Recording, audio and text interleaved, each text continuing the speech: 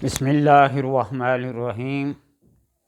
الصلاۃ والسلام علیک یا رسول اللہ وعلی آلک و صحابک یا حبیب اللہ۔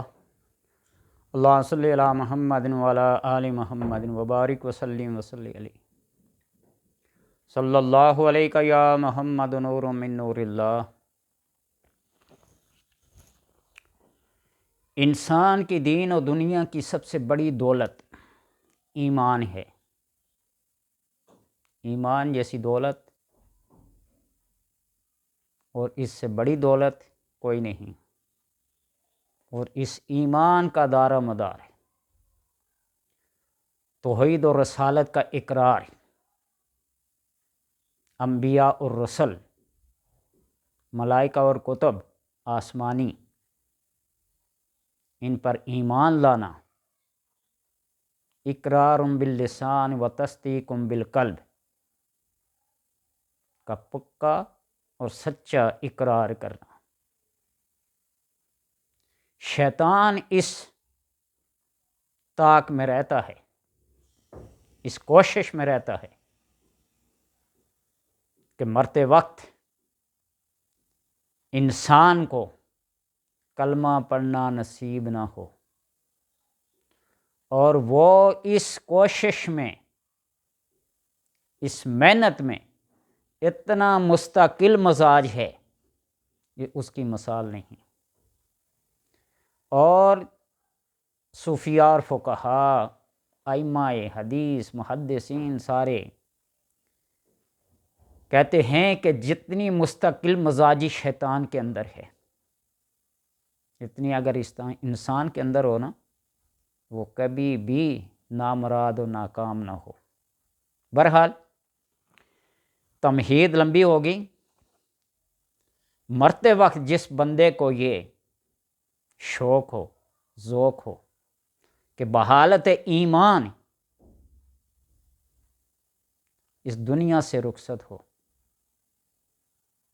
کلمہ توحید اور رسالت کی گواہی دیتے ہوئے، لا الہ الا اللہ محمد الرسول اللہ پڑھتے ہوئے دنیا سے جائے، تو اس کو چاہیے کہ ہر نماز کے بعد جس طرح آیت الکرسی لازم و ضروری ہے، ہر بندہ پڑھتا ہے، جس کو یہ پتہ ہے کہ آیت الکرسی پڑھنے سے جان نکلنے میں آسانی ہوتی ہے، جان و مال کی حفاظت ہوتی ہے، تو اسی طرح آیت الکرسی کے بعد درود پاک، کوئی بھی درود ہو، 3 بار، سورہ اخلاص 3 بار، اور سورہ طلاق کی آیت توکل، وَمَن يَتَّقِ اللَّهَ يَجْعَل لَّهُ مَخْرَجًا وَيَرْزُقْهُ مِنْ حَيْثُ لَا يَحْتَسِبُ وَمَن يَتَوَكَّلْ عَلَى اللَّهِ فَهُوَ حَسْبُهُ إِنَّ اللَّهَ بَالِغُ أَمْرِهِ قَدْ جَعَلَ اللَّهُ لِكُلِّ شَيْءٍ قَدْرًا۔ اس آیت کو ایک دفعہ پڑھ کر آسمان کی طرف منہ کر کے پھونک مار دے، یعنی نماز کے بعد آیت الکرسی پڑھیں، اور اس کے بعد درود پاک 3 بار، سورہ اخلاص 3 بار، اور یہ آیت مَن یتق اللہ یجعل لہ مخرجا، اس کو ایک بار پڑھ کر آسمان کی طرف منہ کر کے، وَفِي السَّمَاءِ رِزْقُکُم،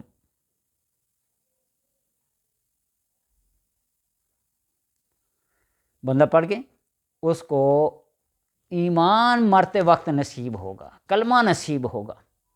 اور دوسری بڑی بات یہ ہے کہ اس کے رزق میں اضافہ ہوگا، وسعت ہوگی۔ آپ یقین جانیے کہ اس آیت تقوی اور آیت توکل سے بڑھ کر کوئی چیز نہیں۔ اپنا اپنا یقین اور اعتقاد، ایمان اپنا اپنا بڑھتا ہے، زیادہ ہوتا ہے، گھٹتا ہے، جیسا بھی ہے، لیکن جب کوئی انسان کرامت یا معجزہ یا ایسے متحیر العقول باتیں ہوتی ہیں تو ایمان زیادہ پختہ ہوتا ہے۔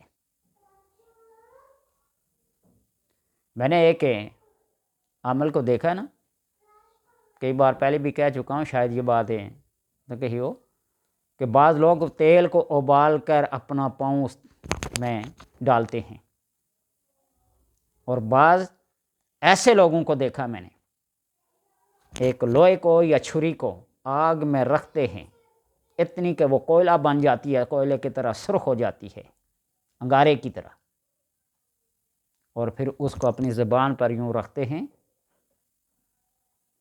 اور جس طرح گرم لوہے کو پانی میں رکھتے ہیں تو اسے چرچر کی آواز نکلتی ہے ایسے۔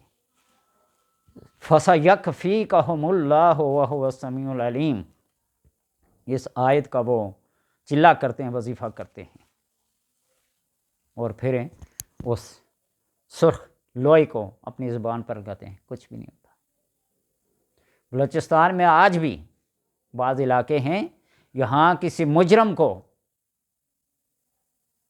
جس کے اوپر کوئی الزام ہو، اس کو مجرم ثابت کرنے کے لیے آگ جلائی جاتی ہے، انگارے بچھائے جاتے ہیں، اور اس کے اوپر اس کو ننگے پاؤں چلایا جاتا ہے۔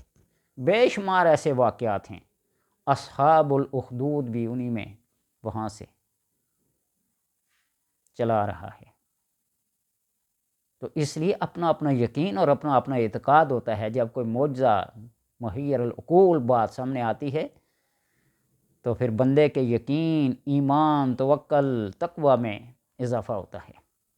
تو ان اعمال کو جب کرتے ہیں جو حصول ایمان کی زیادتی کا باعث بنتے ہیں، ایمان کی پختگی کا باعث بنتے ہیں، وسعت رزق کا باعث بنتے ہیں، تو اللہ تبارک و تعالی اس کام کی وجہ سے بندے کو عطا کرتا ہے۔ اکثر جو آج کل پہلے کہانیاں پڑھتے تھے، آج سوشل میڈیا پر اس کو آنکھوں سے دیکھتے ہیں، کوئی فقیر ہے، کوئی اس کو دھتکار دیتا ہے، کوئی ایسا بندہ ہے کہ فقیر کو اپنے ساتھ بٹھا کر اس کو کھلاتا ہے، اپنے ہاتھ سے اس کے منہ میں نوالا ڈالتا ہے۔ میں نے کسی بڑے بزرگ بندے سے سنا ہے، یہ جو کوہ نور مل کا مالک راجہ بازار پنڈی میں گتے اور کاغذ بیچا کرتا تھا، بوریاں بیچا کرتا تھا، وہ جو روٹی خود کھانے لگا، کھانا خود کھانے لگا، کوئی فقیر آیا، اس نے صدا لگائی، وہ کھانا اٹھا کر اسے پیش کر دیا۔ تو پھر آج اس کی کتنی ٹیکسٹائلز، دیگر ملزیں ہیں، 2500 کروڑ کی مالیت۔ ملکہ زبیدہ کا واقعہ بھی آپ کو بتایا تھا، آذان کے سننے کے وقت وہ جو نوالا منہ کی طرف جا رہا تھا اس کو چھوڑ دیا اور دوپٹہ سر پہ لے کر آذان کو توجہ کے ساتھ سنا۔ آج ہمارے ہاں آذان بھی ہو رہی ہے، کھانے بھی چل رہے ہیں، ڈول باجے بھی چل رہے ہوتے ہیں، میوزک چل رہا ہوتا ہے، اور سوشل میڈیا کے جتنے بھی اکاؤنٹس ہیں، فیس بک ہو گئی، ٹک ٹاک ہو گیا اور دیگر، یہ تو چل رہے ہوتے ہیں، آذانیں تو ہوتی رہتی ہیں نا۔ تو اس لیے چھوٹے چھوٹے اعمال کی طرف جب توجہ کریں گے تو اللہ تبارک و تعالیٰ ان کے سبب سے ایمان کی دولت نصیب کرے گا اور رزق میں اضافہ کرے گا۔ اپنے حصے کا وہ نوالا جو منہ میں جاتا ہے، ایک دو نوالے نہ کھائے تو پھر کیا ہوگا؟ آپ یقین جانیے کہ اپنے منہ کا وہ آخری نوالا وہ منہ میں لیے بغیر جا کے کسی چھت کے اوپر رکھ دیں، کسی اس نیت سے کوئی پرندہ، کوئی اللہ کی مخلوق میں سے کوئی اسے کھا لے گا، اس کا پیٹ بھر جائے گا۔ آپ یقین جانیے ہے چھوٹا سا عمل، لیکن اس سے بڑا وسعت رزق کا کوئی وظیفہ میں نے نہیں دیکھا، نہ کچھ پڑھنا ہے نہ کچھ، بس وہ جو آخری والا وہ بجائے منہ میں ڈالنے کے اس کو کسی پرندے کی غذا کے طور پر اس نیت سے اس کو ڈال دیں، اللہ تبارک و تعالی اضافہ فرماتا ہے اور اللہ سب کو یہ توفیق دے، سب کو دین اور دنیا کی دولت سے مالا مال کرے۔ میں تو یہی دعا مانگا کرتا ہوں۔ وہ آپ صلی اللہ علیہ وسلم کے پاس ایک صحابی گئے نا، یا رسول اللہ صلی اللہ علیہ وسلم، دین آپ اپنی مرضی سے دیں اور دنیا کو میری مرضی سے مجھے دیں۔ اس لیے عبادات مالی بھی ہیں، بدنی بھی ہیں، روحانی بھی ہیں۔ یہ جو مالی اور بدنی عبادات ہوتی ہیں نا، ان میں پہلا نمبر مالی عبادات کا ہے۔ یہ آپ کو بتاؤں، کوئی اس پہ بے شک اعتراض کرے، آپ کے پاس پیسہ ہوگا آپ کا لباس ہوگا، آپ کے پاس پیسہ ہوگا آپ کا گھر ہوگا، آپ کے پاس پیسہ ہوگا تو زکوٰۃ ادا کریں گے، آپ کے پاس پیسہ ہوگا تو فطرانہ ادا کریں گے، آپ کے پاس پیسہ ہوگا تو قربانی کریں گے، کے پاس پیسہ ہوگا تو عمرہ کریں گے، آپ کے پاس پیسہ ہوگا تو حج کریں گے، اور اس سے فالتو پیسہ ہوا صدقہ اور خیرات کریں گے۔ نماز اور روزہ مدنی عبادات ہیں، ان کا اپنا کمال ہے، یہ روح کی معراج ہیں۔ لیکن پھر جب دنیاوی ان جاہ و جلال والوں کو دیکھتے ہیں نا، بڑی بڑی عمارتوں کو، بڑی بڑی گاڑیوں، انسان کے دل میں کچھ تو آتا ہے نا۔ تو اس لیے اللہ تبارک و تعالیٰ سے مانگنا اہل و عیال کی بہترین کفالت اور بہترین پرورش کرنے کے لیے یہ کوئی ممنوع نہیں ہے۔ اس لیے مانگیں، اس بادشاہ سے نہیں، شہنشاہ سے نہیں، کائنات کے مالک سے اور خالق سے مانگ رہے ہیں، جو مانگنے سے خوش ہوتا ہے اور نہ مانگنے سے ناراض ہوتا ہے۔ دنیا کے کسی بندے سے مانگے نا، چاہے وہ اپنے قریبی سے قریبی رشتہ دار ہی کیوں نہ ہوں، بہت ہی کم ایسے ہیں جو آپ کی ضروریات کو دے کر آپ کو کچھ دیں گے۔ مانگیں گے تو کوئی بہانہ بن جائے گا، اوروں کو دے دیں گے، قریبیوں کو نہیں دیں گے۔